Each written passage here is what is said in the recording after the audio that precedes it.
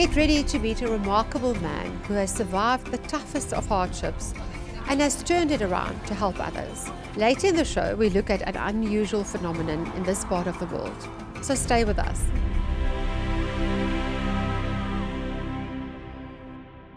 Hello and welcome to a special episode of Shepherd Surf, the Mpumalanga edition. In 2017, Robin Lewis and Yolandi were leading everyday lives, focusing on their business and settling down. But suddenly things took a very dark turn.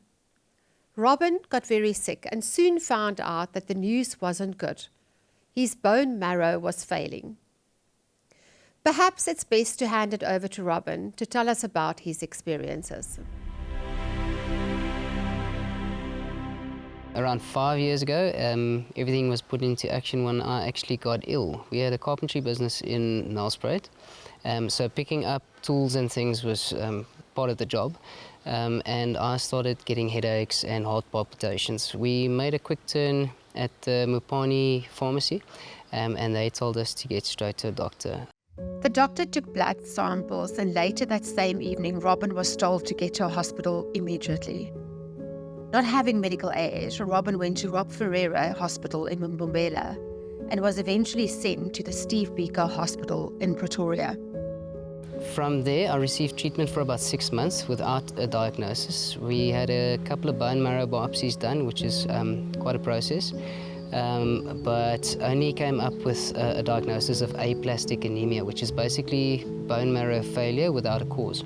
The only treatment available to Robin was a stem cell transplant.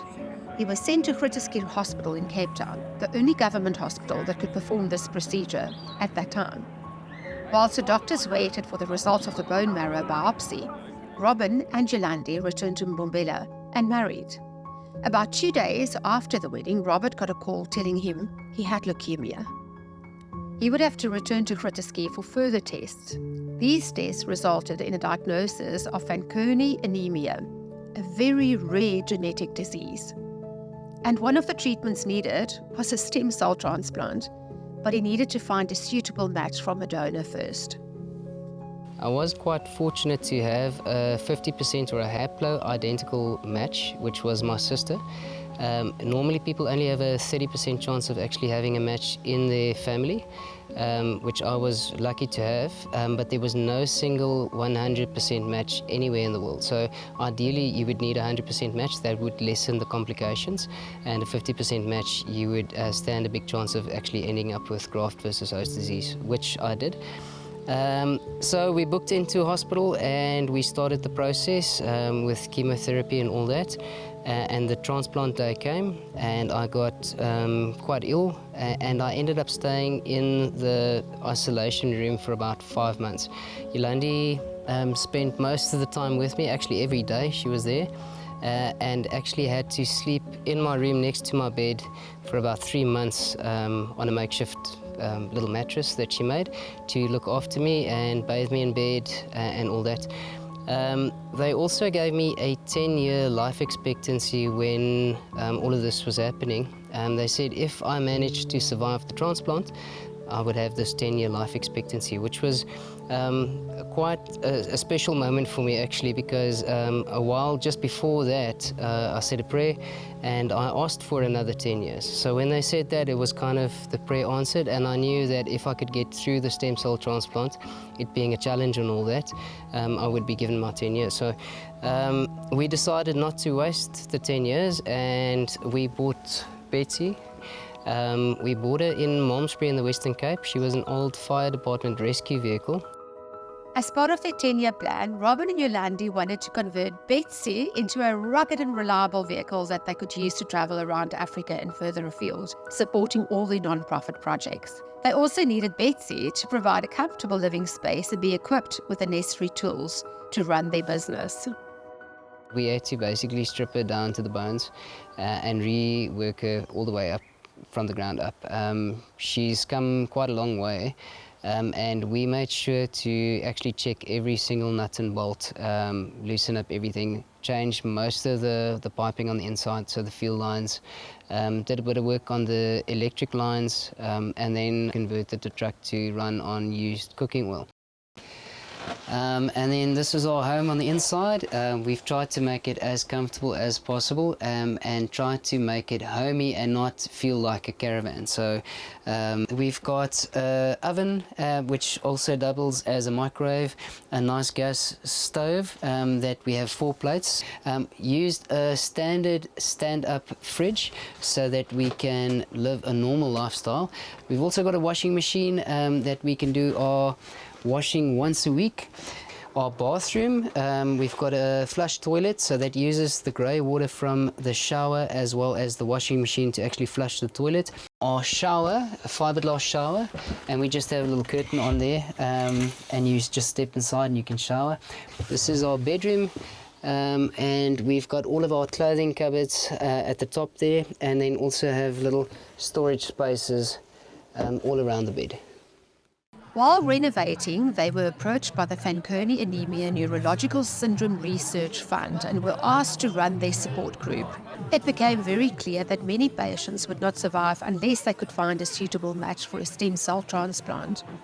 This made Robin and Yolandi decide to focus on stem cell donor recruitment. We actually do physical stem cell donor recruitment drives. So people come out to us, they fill in a form, and they take 4 swabs in their mouths. We send those swabs to the SABMR, that's our partners, in Cape Town, and they log you onto the international database for you to be found if ever somebody needs a match. If you are ever matched to a patient, they'll phone you up and ask if you are still willing and available. If you are, they pay for all your costs to actually get to the donor center, and the process is so simple. What they do is they take blood out your one arm, and then they put it through a stem cell harvesting machine, and they put the blood back into your other arm, so they don't even end up taking blood. Then they take those stem cells and actually transplant it into the patient. So not a very invasive process for the donor. It's not the same thing for the patient itself. It's a very intensive procedure. But that's all it is, and then you get a chance to actually save somebody's life. Right, so this is our map.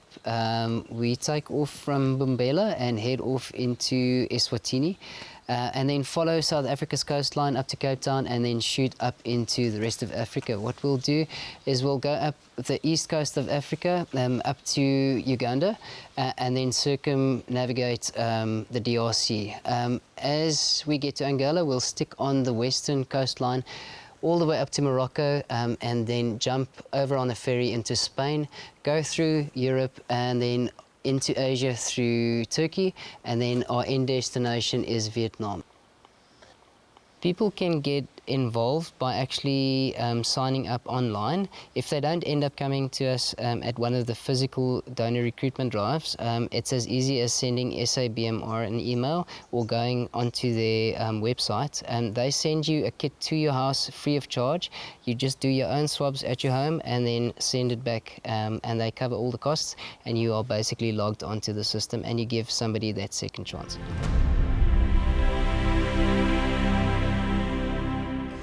What an incredible and inspirational story. We will keep close tabs on Robin and Yolandi's progress in their travels and update you. If you're considering becoming a bone marrow stem cell donor and saving someone's life, go to www.sabmr.co.za to register. The procedure isn't painful and there's minimal to no discomfort. Now, onto something completely different. Recently, we were treated to snow, and that's not something our beautiful province is used to. Let's take a look.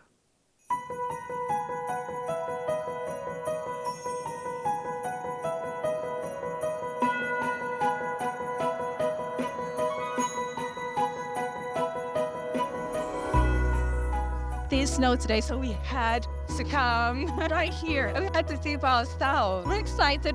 Our first time, our first time seeing what a We saw on Facebook everybody's playing in the snow, so we decided we had to come and have a look ourselves, because I last saw the snow 2004. So all the way from White River, we came here, and when we started to see the snow on the horizon, on the mountains, we got so excited. It was insane. And I just couldn't resist building a snowman. I've called him Bob now.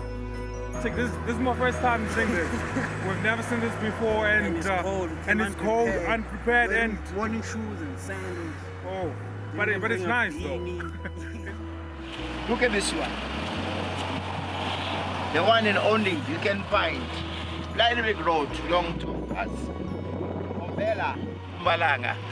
We've been expecting snow for quite a few years, but today and this year we finally had a nice fall.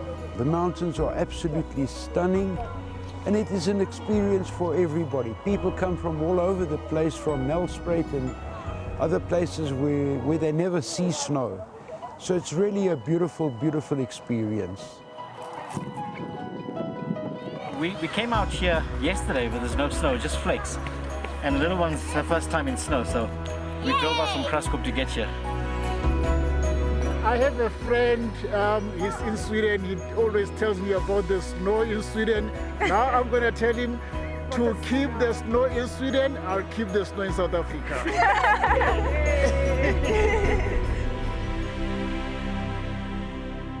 Well, that's our story for today. We hope you enjoyed it as much as we did. And we're looking forward to your company here on Shepherd Sofa.